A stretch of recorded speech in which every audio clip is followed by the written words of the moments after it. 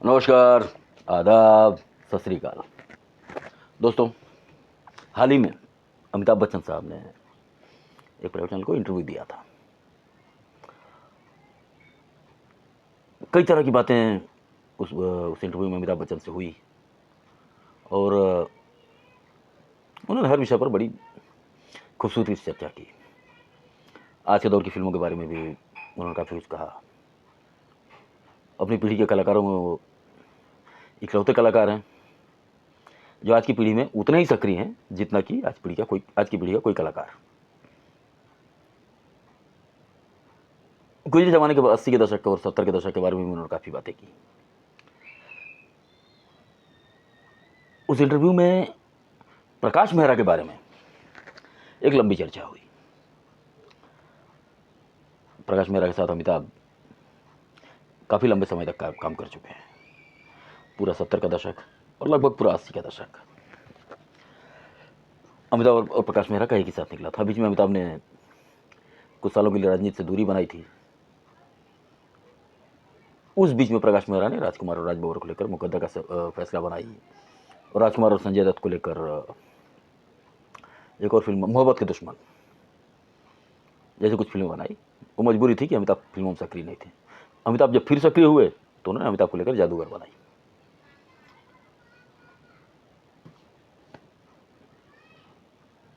प्रकाश मेहरा के बारे में बात करते अमिताभ ने कहा था कि जब पहली बार वो दोनों एक साथ आए जंजीर में, प्रकाश मेहरा अमिताभ से काफ़ी सीनियर थे, उम्र में भी थोड़े बड़े थे। ज़्यादा फर्क तो नहीं है, लेकिन शायद साल 2 साल का फर्क होगा। अमिताभ उनको सर कहते थे। तो प्रकाश मेहरा, अब दोनों हम उम्र थे तो प्रकाश मेहरा शायद ज़्यादा घनिष्ठता चाहते थे कि फिल्म अच्छी बनेगी। उन्होंने अमिताभ से कहा कि मुझे सर मत बोलो, हम दोनों मतलब हम उम्र ही हैं। आप मेरी फिल्म में लीड कर रहे हैं, मैं डायरेक्टर हूँ, आप मुझे प्रकाश बोल के बुलाइए। अमिताभ के मुझसे प्रकाश नहीं निकला। उसके बाद अमिताभ ने प्रकाश मेहरा को लाला कहना शुरू किया। लाला का मतलब होता है इलाहाबाद के लोकल जुबान में बड़ा भाई। और जब तक प्रकाश मेहरा जीवित रहे अमिताभ ने उनको लाला ही कहा।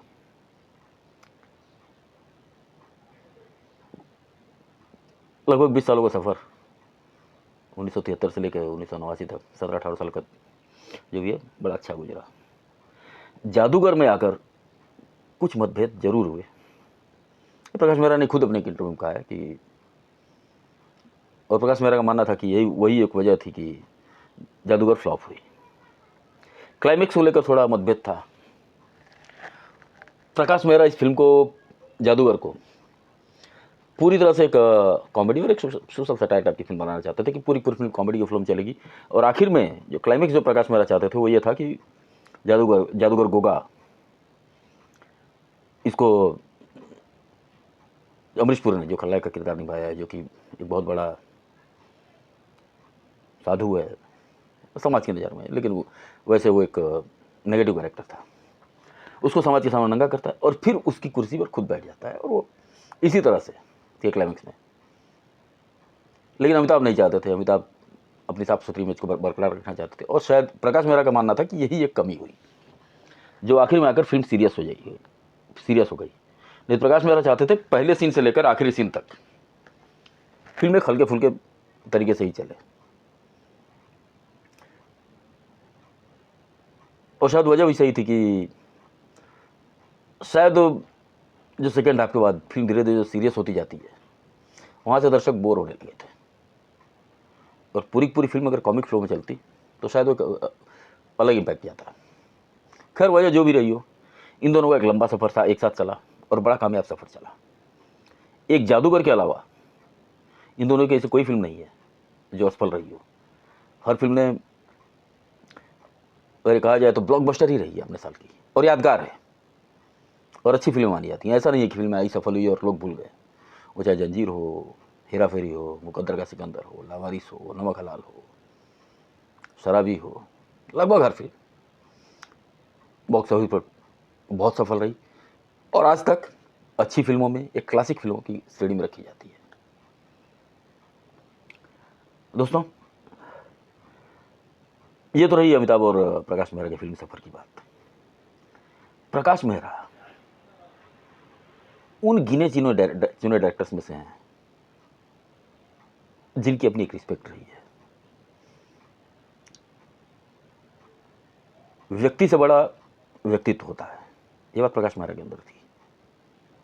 राकेश कुमार प्रकाश मेहरा के साथ जंजीर और हाथ की सफाई है, उसके पहले समाधि में भी उनके एसोसिएट डायरेक्टर हुआ करते थे। और प्रकाश मेहरा की एक आदत थी, वो लोग अपने हर असिस्टेंट को मौका जरूर देते थे डायरेक्शन का। वो चाहे राकेश कुमार रहे हों या उसके बाद राम सिटी रहे हों या ईमानदार में उन्होंने अपने एक असिस्टेंट को मौका दिया था। लगभग हर असिस्टेंट को चांस देते थे, डायरेक्टर बनाते थे और उसके लिए खुद फिल्म लॉन्च करते थे। राकेश कुमार को जब प्रकाश मेहरा ने मौका देने का प्रयास किया तो शायद राकेश कुमार थोड़ा डर रहे थे, क्योंकि प्रकाश मेहरा हेरा फेरी खुद डायरेक्ट नहीं करना चाहते थे। वो चाहते थे कि राकेश कुमार उसको डायरेक्ट करें, लेकिन बड़ी फिल्म थी, अमिताभ विनोद खन्ना के जैसे बड़े स्टार, सैरा बानू हीरोइन थी, विनोद खन्ना के अपोजिट सुलक्षणा पंडित थी, दो बड़े स्टार एक साथ आ रहे थे। तो शायद कहीं न कहीं एक छोटी सी घबराहट राकेश कुमार के दिल में थी। इसके बाद जो प्रकाश मेहरा ने फैसला किया वो चौंकाने वाला था। प्रकाश मेहरा ने कहा कि पूरी फिल्म तुम डायरेक्ट करो, नाम मैं अपना दूंगा। इसका मतलब ये है, फिल्म अच्छी बने, बुरी बने, हिट हो, फ्लॉप हो, तुमको कोई चिंता करने की जरूरत नहीं है। डिस्ट्रीब्यूटर के सामने मेरा नाम जाएगा, मार्केट में मेरा नाम रहेगा, जो प्रोड्यूस मैं कर रहा हूँ तो जो नुकसान होगा मेरा होगा, तुमको चिंता करने की कोई ज़रूरत नहीं है। एक बहुत बोल्ड डिसीजन था। हेरा फेरी रिलीज हुई और सौभाग्य से बहुत बड़ी ब्लॉकबस्टर हुई। इसके बाद प्रकाश मेहरा ने उनको एज ए डायरेक्टर मौका देने का फैसला किया। तब तक राकेश कुमार को एक बाहर की फिल्म मिल जाती है। वो फिल्म थी खून पसीना। एक बार का प्रोड्यूसर उनके साथ काम करने को तैयार हुआ, फिल्म पैसे लाने के लिए तैयार हुआ। उस समय खून पसीना में अमिताभ नहीं थे जब राकेश कुमार ने इस फिल्म को शुरू करने का फैसला किया था। जो भूमिका अमिताभ ने की है वो उनका विनोद खन्ना करने वाले थे। विनोद खन्ना और राकेश कुमार की दोस्ती हेरा फेरी और हाथ की सफाई की समय बहुत अच्छी हो चुकी थी और विनोद खन्ना उनके साथ काम करने को तैयार थे। अमिताभ वाला रोल विनोद खन्ना करने वाले थे और जो भूमिका खून पसीना में विनोद खन्ना ने की है वो रोल डैनी करने वाले थे। राकेश कुमार बड़े खुश होते हैं कि चलो एक प्रोड्यूसर मिला है, फिल्म शुरू करूंगा। ये बात प्रकाश मेहरा को पता चलती है। प्रकाश मेहरा फिल्म से कहते हैं, तुम क्या कर रहे हो, तुम मेरा असिस्टेंट हो, तुम इतने छोटे लेवल पे क्यों अपनी शुरुआत करना चाहते हो? लाओ खून पसीना मैं प्रोड्यूस करूंगा और दो बड़े स्टार रहेंगे। अब प्रकाश मेहरा ने क्या किया कि जो विनोद खन्ना वाला रोल है वो रोल अमिताभ को दे दिया और डैनी वाली भूमिका विनोद खन्ना को करने होगा। अभी तक विनोद खन्ना ये बात नहीं जानते थे, सिर्फ ये बातें प्रकाश मेहरा और राकेश कुमार के बीच हुई थी। मौका तो बहुत बड़ा था, अभी फिल्म बहुत बड़े लेवल पे जा रही थी। एक हीरो की जगह दो हीरो आ रहे थे, बजट बढ़ने वाला था। पहले ये फिल्म राकेश कुमार राकेश कुमार बहुत लिमिटेड बजट में बनाने वाले थे, तो अब ये फिल्म बहुत बड़े स्केल पर बनने वाली थी। असरानी आ गए, कादर खान आ गए,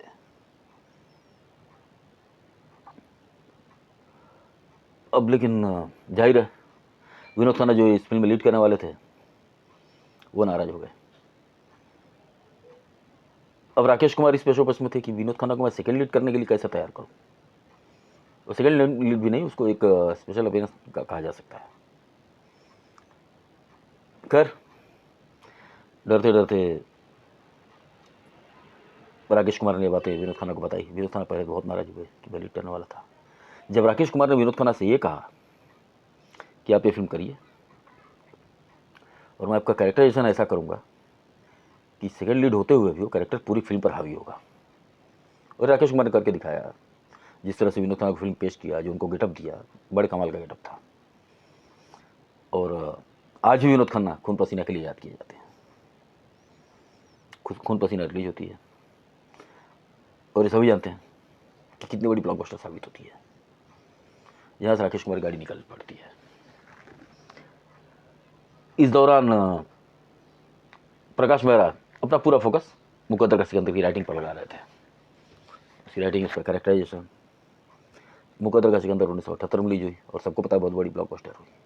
लेकिन खून पसीना के वक्त विनोद खन्ना और प्रकाश मेहरा के बीच एक, कहीं ना कहीं ये किसी को भी बुरा लगेगा, विनोद खन्ना को भी बुरा लगा था कि मैं लीड करने वाला था, मुझे लीड से सेकंड लीड दिया जा रहा है।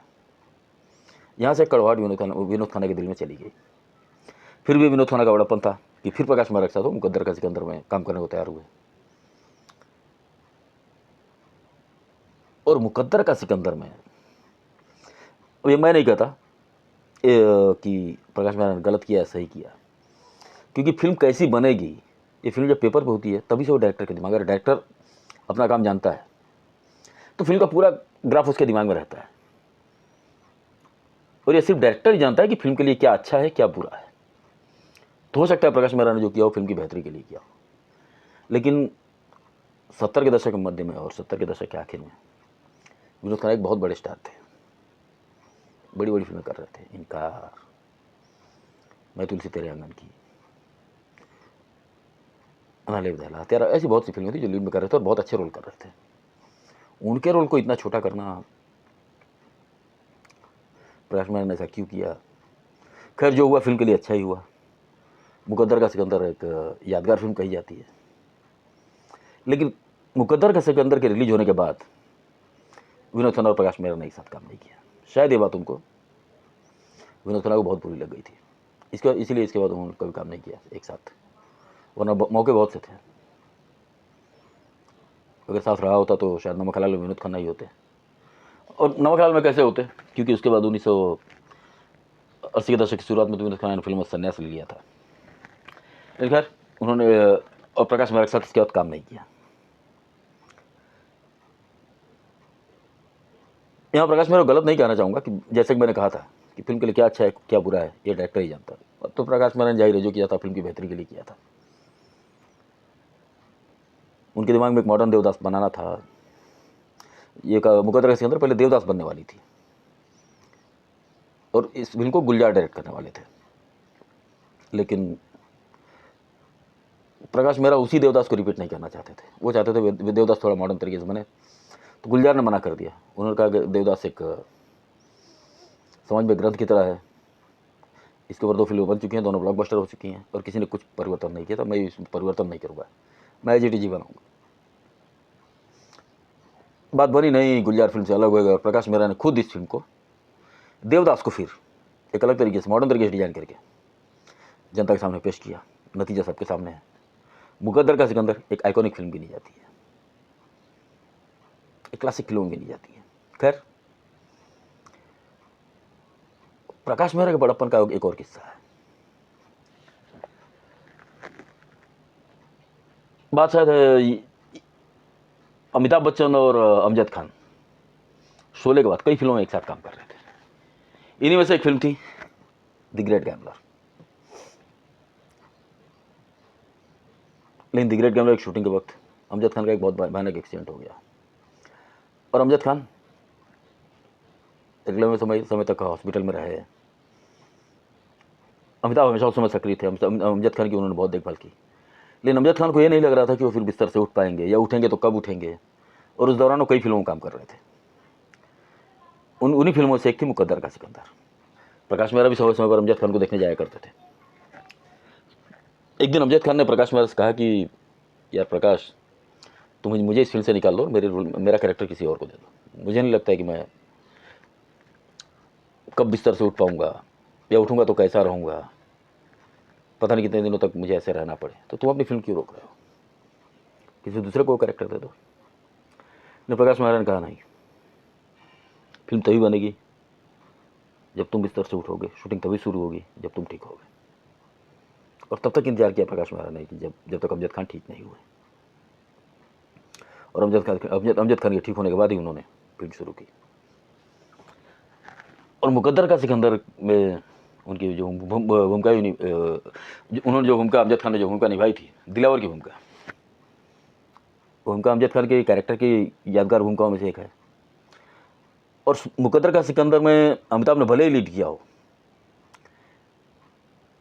लेकिन किसी कैरेक्टर को आप भूल नहीं सकते हैं, वो चाहे सिकंदर का कैरेक्टर जो अमिताभ ने निभाया था, या विशाल का कैरेक्टर जो विनोद खन्ना ने निभाया था, या दिलावर का कैरेक्टर जो अमजद खान ने निभाया था। फिल्म इन्हीं तीनों के इर्द गिर्द घूमती है।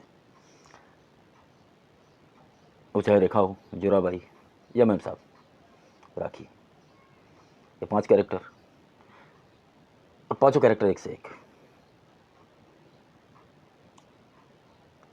शायद अमिताभ को शायद प्रकाश मेहरा का सोचना हो सकता है ठीक भी हो कि मुझे अगर मैं उस दौर में जाऊं, उस दौर को देखूं, तो ऐसा कोई एक्टर मुझे याद नहीं आता है कि जो अमजद खान वाली भूमिका को, दिलावर की भूमिका को उनसे बेहतर तरीके से निभा पाता।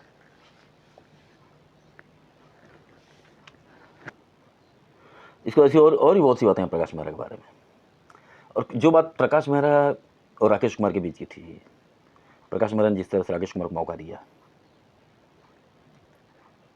खास करके हाथ की सफाई, अब बताइए ऐसा कौन कर सकता है?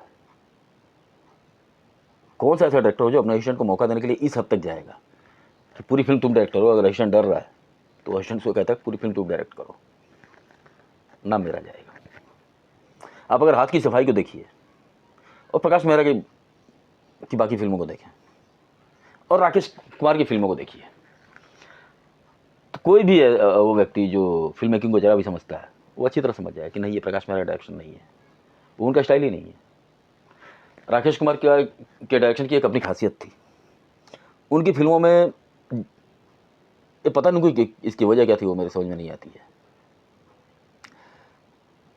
या तो उनकी 60-70% फिल्मों में नाइट एक्सटीरियर ही होता था, या जो डे सीन्स भी होते थे उनमें इतना ज़्यादा वो स्मोक यूज़ करते थे।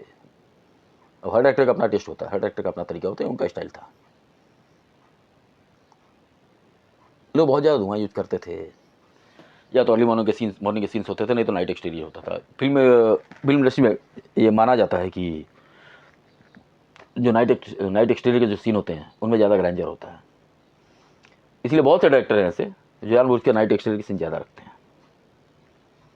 याद राकेश कुमार के अंदर थी, राकेश कुमार के अंदर भी आदत थी, लेकिन याद प्रकाश मेहरा के अंदर नहीं थी। प्रकाश मेहरा जो सीक्वेंस होता है, जो सीक्वेंस की डिमांड होती है वही रखते हैं। जहाँ डे की जरूरत है वहाँ डे रखते हैं, जहाँ नाइट की जरूरत है वहाँ नाइट रखते हैं। ये आपको हाथ की सफाई में दिखेगा। और प्रकाश मेहरा का अपना एक अलग स्टाइल था, राकेश कुमार का एक अलग स्टाइल है। हाथ की सफाई देखकर क्षमा कीजिए, हेरा फेरी देखकर ये साफ साफ पता चलता है कि इसमें ज़्यादातर सीन्स राकेश कुमार ने किए हैं। और हेरा फेरी हिट होने के बाद राकेश कुमार और अमिताभ ने काफ़ी फिल्मों एक साथ काम किया, जैसे उसके बाद खून पसीना, मिस्टर नटवरलाल, 2 और 2 5, और ये चारों फिल्में भी अच्छी खासी चली थी।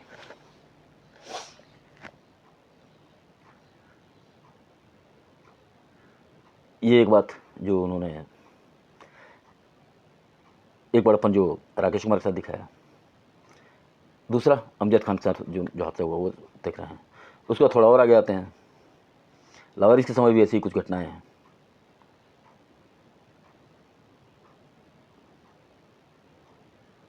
पूरी फिल्म इंडस्ट्री में आपको जो लोग उस दौर में रहे हैं, एक व्यक्ति ऐसा नहीं मिलेगा जिसने प्रकाश मेहरा के साथ काम किया है और उनके बारे में किसी ने जैसे प्रकाश मेहरा को कहा हो कि पैसे नहीं दिए या ज़्यादा पैसे देने वाले थे, मुझे कम पैसे मिले, ऐसा एक भी व्यक्ति नहीं मिलेगा। हर व्यक्ति, वो चाहे बड़ा स्टार हो या कोई टेक्नीशियन हो, जब भी प्रकाश के बारे में बात कहेगा यही कहेगा कि वही पे मास्टर। पैसों के लिए कभी समस्या नहीं होती थी, कोई परेशानी नहीं होती थी। जब भी आउटडोर होता है उनके आउटडोर की चर्चा और की जाती है। टेक्नीशियन से लेके बड़े स्टार तक सबको बड़ी लग्जरी फैसिलिटी मिलती थी, किसी तरह कोई समस्या नहीं होती थी। और ये वो समय था जब फिल्म इंडस्ट्री में कॉर्पोरेट नहीं आया था। फिल्में बनाने के लिए बहुत दिक्कतों का सामना करना पड़ता था, फाइनेंस इतनी आसानी से नहीं मिलता था। पहले 4 दिन की शूटिंग करो, उस 4 दिन का में जो आपने शूट किया है वो ले एक फाइनेंसर को दिखाइए, तो वहाँ थोड़े पैसे मिले, चलिए और 15 दिन की शूटिंग हो गई। फिर वो उन 2 शेड्यूल की फुटेज लीजिए, ले आके फाइनेंसर को दिखाइए, तो फिर 10 दिन की शूटिंग के पैसे मिलते थे। ऐसे बड़ी दिक्कतों का सामना करता था, बहुत सारी दिक्कतें थी उस दौर में ये। लेकिन उस दौर में प्रकाश मेहरा अपने पैसे लगाकर पूरी फिल्म बनाते थे, स्टार्ट टू फिनिश शेड्यूल में शूट करते थे। और ऐसा नहीं है कि प्रकाश मेहरा किसी बड़े घरों से आए थे, बड़े गरीब परिवार से आए थे, बचपन में बहुत गरीबी दिखी थी, माता पिता की उपेक्षा झेली थी। अपना career as a spot boy शुरू किया था। पढ़ने लिखने में रुचि थी, गाने लिखने का शौक था। फिर सोचे कि थोड़ी एज ए गीतकार अपने करियर बनाता हूँ। एज ए गीतकार अपना करियर बनाने के लिए यहाँ कई जगहों को घूमे। एज ए गीतकार तो काम नहीं मिला, लेकिन समय का पहिया बदला। एज ए डायरेक्टर मौका मिलने लगा। खर्चा चलाने की जब की शुरुआत ऐसी थी, खर्चा चलाने के लिए किसी को असिस्ट करते थे। सोचते थे गीत गाने लिखने का मौका मिल जाएगा और घर चलाना है, खाना है, तो किसी डायरेक्टर को असिस्ट कर लिया। छोटी मोटी फिल्में मिली, भगवान ने साथ दिया। हसीना मान जाएगी हिट हुई, समाधि हिट हुई, बड़े डायरेक्टर बन गए। और उसके बाद जंजीर के बाद तो जो बार हुआ वो ऐतिहासिक था। लेकिन बचपन बड़ी गरीबी में गुजारा था। फिर भी पैसों का कोई ऐसा कोई खास मोह नहीं था। जिसका जो बनता था, जिसका जो अधिकार था, वो उसको देते थे। और जब भी किसी असिस्टेंट पे, अपने किसी भी असिस्टेंट में उनको प्रतिभा दिखी, उसको खुलकर मौका दिया, खुल के प्रमोट किया। और ये उसी दौर में हो सकता था।